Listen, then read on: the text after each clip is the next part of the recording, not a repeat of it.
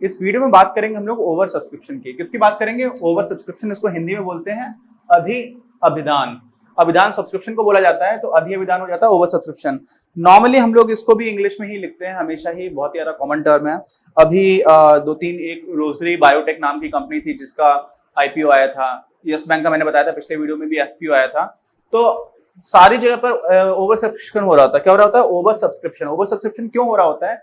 ये सारी कंपनीज जो नॉर्मली पब्लिक लिस्टेड कंपनीज होती हैं, जो स्टॉक एक्सचेंज पर रहती हैं, उनका मैनेजमेंट अच्छा चल रहा होता है, तो वो जब कुछ पैसा उठाना चाह रही होती हैं तो ज्यादा से ज्यादातर लोग, जितना चाहिए होता है उससे ज्यादा लोग आ जाते हैं उनको देने के लिए। तो यस बैंक में पब्लिक ने तो थोड़ा कम दिया है, 93-94% के आसपास हुआ है। कहीं 95% पे लिखा है, कहीं 93% पे लिखा है। लेकिन एक होते हैं QIBs। क्या होते हैं? QIBs, इनको हम लोग बोलते हैं क्वालिफाइड इंस्टीट्यूशनल बिडर्स। इन लोगों ने 190% सब्सक्राइब कर लिया था, 1.9 टाइम्स, 1.9 गुना या फिर 190%। ठीक, तो अभी बात क्या हो रही है कि उनको, किसी को चाहिए तो 100% है, और सब्सक्राइब कितना कर लिया गया? 190%। तो आमतौर पर ऐसा ज्यादातर कंपनी के साथ हो रहा होता है। क्या हो रहा होता है कि जो भी उनके इशू होता है, क्या होता है, शेयर इशू किया जा रहा होता है, उसको ओवर सब्सक्राइब कर लेते हैं। क्या कर लेते हैं? Over subscribe. अच्छा, तो अब ओवर सब्सक्राइब को कैसे ट्रीट करेंगे, इसको हम लोग देखते हैं अकाउंटिंग के पॉइंट ऑफ व्यू से, किस तरह से उसका ट्रीटमेंट होगा। ठीक है, तो देखिए एक उदाहरण लेते हैं। मान लेते हैं कि कोई कंपनी है जिसने 10,000 शेयर्स इशू किए। कितने इशू किए? 10,000। और 15,000 लोगों ने एप्लीकेशन दे दी। 15,000 लोगों ने बोल दिया कि हम आपको अप्लाई, एप्लीकेशन के लिए रेडी हो गए कि हम इसके लिए अप्लाई करते हैं।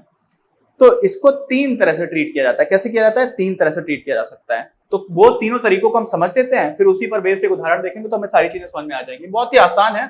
अब आप लोग इसी चैप्टर में सारी चीजें बार बार देख चुके हो तो अब दिक्कत नहीं आएगी, बहुत ही आसान है। तो देखो, पहला तरीका तो होता है जिसमें बोल दिया जाता है कि भाई हमें तो 10,000 चाहिए थे, तो 5,000 एप्लीकेशंस, जो 5,000 शेयर्स के लिए एप्लीकेशंस आई थी, उनको क्या कर दो? रिजेक्ट कर दो। क्या कर दो? रिजेक्ट कर दो।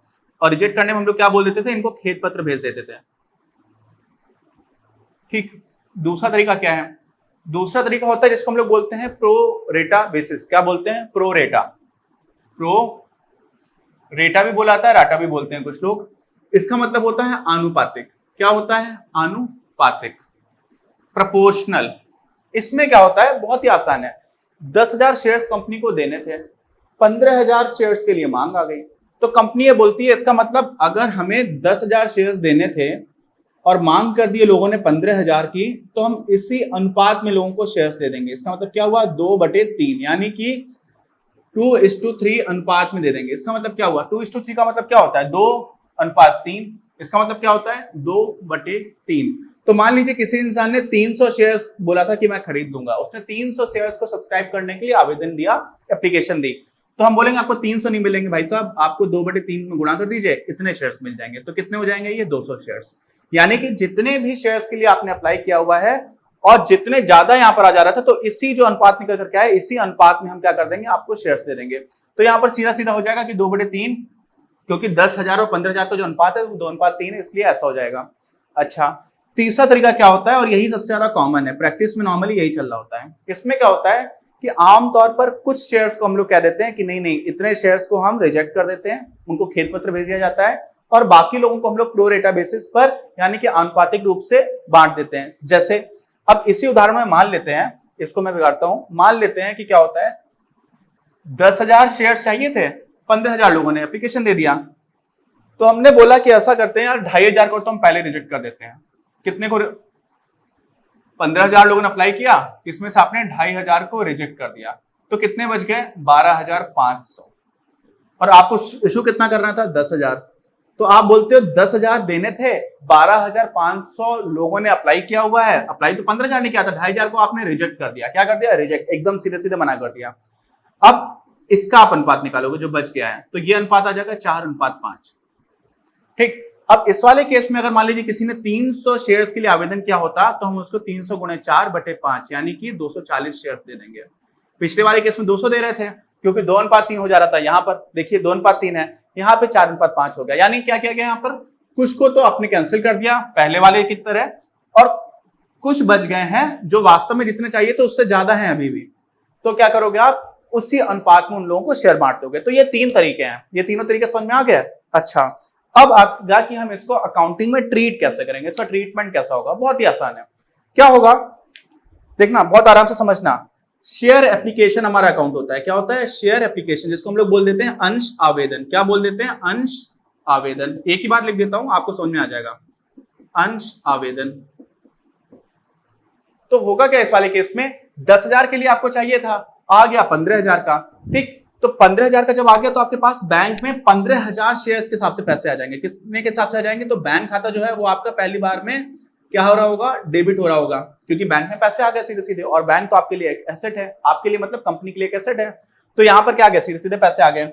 और उसके बाद से हम लोग इंग्लिश में लिखते हैं तो 2 करके लिखते हैं, और हिंदी में लिखते हैं तो क्या लिख देते हैं? किससे? अंश आवेदन खाते से। अंश आवेदन खाते से। ये क्या बता रहा हूं मैं? ये आपको जनरल एंट्री बता रहा हूं। और वैसे एक और चीज भी है कि हम लोगों ने देखा था कि जब पैसे आ रहे होते तो सीधे सीधे कैश बुक में लिख देते हैं उसको। ठीक है, अभी हम लोग जनरल एंट्री वाले पॉइंट ऑफ व्यू से देख रहे हैं तो भी यहाँ पर कोई समस्या नहीं आएगी। तो यहाँ पर समझिए कि 15,000 मान लीजिए जो भी पैसा था, मान लीजिए 2 रुपए था आवेदन शुल्क, तो इतना पैसा आपको बैंक में मिल गया और इतना ही आपका यहाँ पर क्रेडिट हो जाएगा। किसमें? अंश आवेदन यानी कि शेयर एप्लीकेशन में। लेकिन आप क्या कर रहे हो? आपने 5,000 को रिजेक्ट कर दिया, सीधा सीधा 5,000 का। जितने भी ज्यादा आ गए थे, 10,000 चाहिए थे 10,000 रखोगे, जितने भी ज्यादा है सबको आपने क्या कर दिया? रिजेक्ट कर दिया। तो रिजेक्ट करने का मतलब क्या हुआ कि आप उन सारे लोगों के पैसे वापस कर दोगे। तो आप क्या करोगे? अगली जो एंट्री इसमें हो जाएगी वो ऐसी हो जाएगी, अंश आवेदन खाते को आप कर दोगे डेबिट। एकदम अगली एंट्री नहीं, समझ रहे हो ना कि क्या होगा? अंश आवेदन खाते से आपने क्या कर दिया? खाते से नहीं, अब तो ये खाता ही रहा, इसी को आपने डेबिट कर दिया। कितने का कर दिया? 5,000 गुणे 2 से। जो ज्यादा थे शेयर उसी को डेबिट कर दिया, और बैंक खाते को आपने क्रेडिट कर दिया। तो यहाँ पे लिख दोगे बैंक खाते से, और यही आपने 5,000 गुणे 2 ये आपने वापस क्रेडिट कर दिया। तो क्या हुआ? आपका जो पैसा आया था वास्तव में अगली लाइन में एंट्री होती है तो यहाँ पर हो जाएगी ऐसे 15,000 गुणा 2। इसका मतलब क्या हुआ कि भाई बैंक में आपका 15,000 का आ गया था, चाहिए आपको 10,000 का था, तो आपने 5,000 सीधा सीधा वापस कर दिया, कोई दिक्कत नहीं, एकदम ठीक हो गया। दूसरे उदाहरण में क्या होगा? दूसरे उदाहरण में ये होगा कि यहां पर आप वापस तो कर नहीं रहे हो, आप क्या बोल रहे हो कि हम उनको उसी प्रपोर्शन में पैसे दे देते हैं। क्या कर देते हैं? उसी प्रपोर्शन में बांट देते हैं। तो इसमें समझो क्या होगा, आपको तो 10,000 शेयर ही तो बांटने हैं, ठीक है, 15,000 लोगों ने अप्लाई किया हुआ है, तो आपको जो यहां पर अंश आवेदन के नाम पर पैसा मिला वो तो 15,000 का मिल गया है, चाहिए आपको 10,000 का ही था। तो क्या करोगे आप? इसको वास्तव में जब आप यहां पर इसको डेबिट करोगे तो 5,000 को जो आपने डेबिट किया है ना, वो किस में चला जाएगा? बैंक में ना जाकर के बैंक खाते में, जो पिछली बार गया था बैंक खाते से आपने क्रिएट किया था। मतलब क्या हुआ था कि बैंक से आपने उन लोगों को 5,000 लोगों को पैसे वापस कर दिए। आप यहां वापस नहीं करते हो, आप क्या करते हो? आप यहां पर उन लोगों का जो अंश आवंटन है ना, अंश आवंटन मतलब जो आप अलॉटमेंट के टाइम पर पैसे मांगा करते थे उसको आप क्रेडिट कर दोगे। तो ये जो पैसे थे वो किस में चले जाएंगे? वो चले जाएंगे आपके अंश आवंटन में, शेयर अलॉटमेंट में। देखो एप्लीकेशन के टाइम पर भी पैसे चाहिए आपको, फिर अलॉटमेंट के टाइम पर आप मान लीजिए पैसे मांगते हो, तो होता क्या? अब इसी को उदाहरण से समझना है। 10,000 के हिसाब से आपको 2 रुपए मिलना चाहिए था, तो आपको 20,000 रुपए मिलना चाहिए था, आपको मिल गया 30,000 रुपए। मिल तो इतना गया है, मिलना इतना चाहिए था। तो जो 10,000 रुपए आपके पास एडिशनल आ गया ना, वो आप क्या करोगे? शेयर अलॉटमेंट के टाइम पर जो आपको पैसा चाहिए था, मान लीजिए शेयर अलॉटमेंट में आपको हर शेयर पे 3 रुपए चाहिए, तो 10,000 शेयर्स आपको देने थे, तो आपको मिलना कितना चाहिए था? 30,000 रुपए।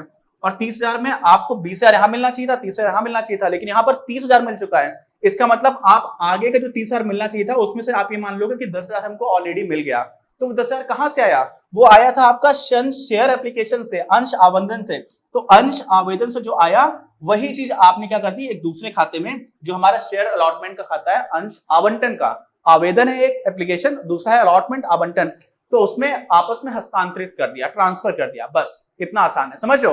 तो पहले केस में क्या हो रहा है? सीधा सीधा बैंक में वापस कर दिया, बैंक से बैंक में पैसा आया था वो वापस कर दिया। दूसरी बार हमने बोला हम वापस नहीं करते, हम क्या कर देते हैं? हम इसको वापस ना करने के बजाय हम क्या कर देते हैं? इसको वापस अलॉटमेंट में एडजस्ट कर लेते हैं, एडजस्टमेंट कर लेते हैं, हस्तांतरित कर देते हैं उसको। और इसी में एक चीज और समझो, कभी कभी क्या होता है ना, अभी एक रोजरी बायोटेक नाम की कंपनी है, क्या नाम है? Rosary biotech.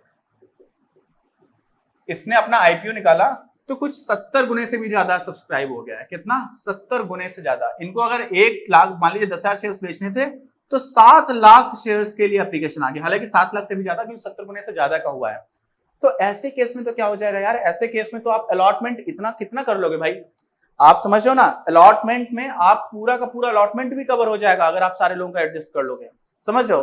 तो ऐसे वाले केस में क्या होता है, ऐसे वाले केस में तो आपको शेयर्स रिजेक्ट करने ही पड़ते हैं, आप काम ही नहीं चलेगा। क्यों, बेचना आपको 10,000 है, एप्लीकेशन 7 लाख के लिए आ गई, तो 70 गुना तो वो बचेगा ही नहीं। आप समझ रहे हो, आप फर्स्ट कॉल सेकंड कॉल सारी कॉल्स में लोगे तब भी शेयर का पैसा नहीं बचेगा, ठीक है। तो ऐसे केसेस में क्या कर देते हैं, रिजेक्ट करना ही पड़ता है। और साथ में कभी कभी ऐसा भी होता है कि अलॉटमेंट पूरा कवर हो जा रहा है तो हम लोग फर्स्ट कॉल को भी कवर कर लेते हैं, समझ रहे हैं। तो वो हमारे अलग अलग उदाहरण आएंगे, वहां पर चीजें आ जाएंगी। तो आपको बेसिक क्या समझ में आ गया कि आमतौर पर या तो रिजेक्ट कर दिया या फिर हमने उसको सीधा सीधा शेयर अलॉटमेंट में लगा दिया। और जो होता है सबसे ज्यादा कॉमन क्या होता है, वो होता है ये तरीका, कुछ तो आपको रिजेक्ट करना ही पड़ेगा। क्यों, क्योंकि इतने ज्यादा अलॉटमेंट, नॉर्मली इतने सारे एप्लीकेशंस आ जाते हैं, तो आपने उसमें से, जैसे इस वाले उदाहरण में आपने क्या किया था, 2,500 को क्या कर दिया था, सीधा सीधा 2,500 को हम लोगों ने रिजेक्ट कर दिया। और उसके बाद से हमारे पास 2,500 ज्यादा बचे, तो उसी हिसाब से प्रोपोर्शन निकाल दिया, अनुपात निकाल दिया, तो 4:5 में हमने शेयर्स बांट दिए। तो इस वाले केस में क्या होगा, ये वाली एंट्री तो देखो बिल्कुल ही सेम होगी, अंश आवेदन में पैसे आ गए, उसके बाद से सॉरी बैंक खाते में पैसे आ गए, और ये अंश आवेदन खाते को आपने क्रिएट कर दिया था, ये वाली एंट्री दोनों ही हो जाएंगे। क्या हो जाएंगी, दोनों। तो यहाँ पर क्या हो जाएगा, अंश आवेदन यानी कि शेयर एप्लीकेशन को, ये क्या है, अंश आवेदन, शेयर एप्लीकेशन खाता, इसको आपने कर दिया डेबिट। क्या कर दिया, डेबिट। और क्रेडिट किसको करोगे, कुछ तो आप कैंसिल कर दोगे। तो सबसे पहले तो बैंक कैंसिल करने का मतलब क्या हुआ कि बैंक खाते से आपने उनको पैसे दे दोगे भाई, तो ये हो जाएगा क्रेडिट। और साथ में क्या हो जाएगा, अंश आवंटन, ये भी हो जाएगा खाता, ये खाता भी हो जाएगा क्रेडिट। आगे बात समझ में। तो इस तरह से हम ट्रीट करते हैं। अब इसी का एक उदाहरण देखेंगे अपने अगले वीडियो में, तो आपको सारी चीज समझ में आ जाएंगी। बहुत ही आसान है ये चैप्टर, इतना ज्यादा आसान है ना, आप एक बार बताने इससे जरूरी रहता है कि हमें सारी चीजें क्लैरिटी के साथ समझ में आ जाए, ठीक है। तो अगर कोई डाउट हो इसमें मुझे प्लीज कमेंट बॉक्स में लेकर के बताइए, तो मैं उसको डिस्कस कर लूंगा। और एक और चीज है, बहुत सारे स्टूडेंट्स हैं जो परेशान हो रहे हैं कि सर ये वाला क्वेश्चन आप करके बता दीजिए, ये वाला क्वेश्चन करके बता दीजिए। तो उसके लिए हमारे पास एक व्हाट्सएप ग्रुप है। अब उस व्हाट्सएप ग्रुप में बहुत बार ऐसा होगा कि बच्चे ही आपस में एक दूसरे की मदद करेंगे, क्योंकि हमारे पास इन सारे काम करने में, मेरे पास है तो 24 ही घंटे, जिसमें से 7 घंटे मैं सो जाता हूँ, उसके बाद से नहाना धोना, मतलब कुल मिलाकर के टाइम मेरे पास इतना नहीं बचता कि मैं सारी चीजें देख पाऊँ। तो हम लोग कर क्या रहे हैं, वीडियोस आपको बना करके दे रहे हैं, question notes, class notes, important question, सारी चीजें दे रहे हैं। लेकिन आप अगर कोई क्वेश्चन लेकर के आएंगे तो वो करने का कई बार मेरे पास टाइम नहीं होगा। तो उसमें क्या कर सकते हैं, हमारा व्हाट्सएप ग्रुप है, आपने उसको ज्वाइन किया, तो आपको उस क्वेश्चन का आंसर कोई दूसरा स्टूडेंट दे रहा है, आपका ही कोई साथी है जो उसका आंसर कर देगा। लेकिन कोई क्वेश्चन ऐसा देखेगा मुझे ग्रुप में कि इसमें तो सारे लोग कंफ्यूज हो रहे हैं या सारे लोग गड़बड़ कर रहे हैं, तो उसके लिए मैं अलग से वीडियो बना दूंगा, ठीक है। तो ये सारी चीजें साथ में समझते रहिए। आप ये समझ लीजिए, आपको किसी भी तरह से ट्यूशन जाने की तो कोई जरूरत बचती नहीं है। क्यों, वीडियो नोट्स हैं, वीडियो है, फिर वीडियो नोट्स है, फिर चैप्टर नोट्स भी है, फिर प्रीवियस ईयर क्वेश्चन पेपर्स भी हैं, चैप्टर वाइज इंपॉर्टेंट क्वेश्चंस भी हैं, सारी चीजें आपको मिल रही हैं। तो अगर आप लोग कोचिंग कर रहे हो और नहीं कर पा रहे हो तो भी कोई दिक्कत की बात नहीं, कोविड-19 में वैसे भी कोचिंग बंद चल रही है। लेकिन मेरा ये सजेशन है कि अगर आप नहीं करना चाहते हो तो करने की कोई जरूरत नहीं, आपको सारी चीजें मिल जाएंगी। और अगर अभी तक चैनल सब्सक्राइब नहीं किया है तो प्लीज सब्सक्राइब द चैनल। आप सारे लोगों के लिए हम लोग मेहनत कर रहे हैं। मिलते हैं हम लोग अगले वीडियो में, जिसमें इसी पर बेस्ड एक उदाहरण देखते हैं। अपनी क्लास का उद्देश्य आप सभी के लिए आप ही की भाषा में गुणवत्तापूर्ण शिक्षा उपलब्ध कराना है। कक्षा 12 तक के सभी प्रमुख विषयों पर हम वीडियोस बना रहे हैं, और कुछ विषयों पर वीडियोस आपके अपने चैनल अपनी क्लास की ही अन्य प्लेलिस्ट पर अपलोड भी हो चुके हैं। ज्ञान के प्रकाश से देश को सशक्त बनाने के हमारे इस प्रयास में इस चैनल को सब्सक्राइब करके और लोगों के साथ शेयर करके अपना बहुमूल्य योगदान जरूर दें। पढ़ेगा इंडिया तो बढ़ेगा इंडिया।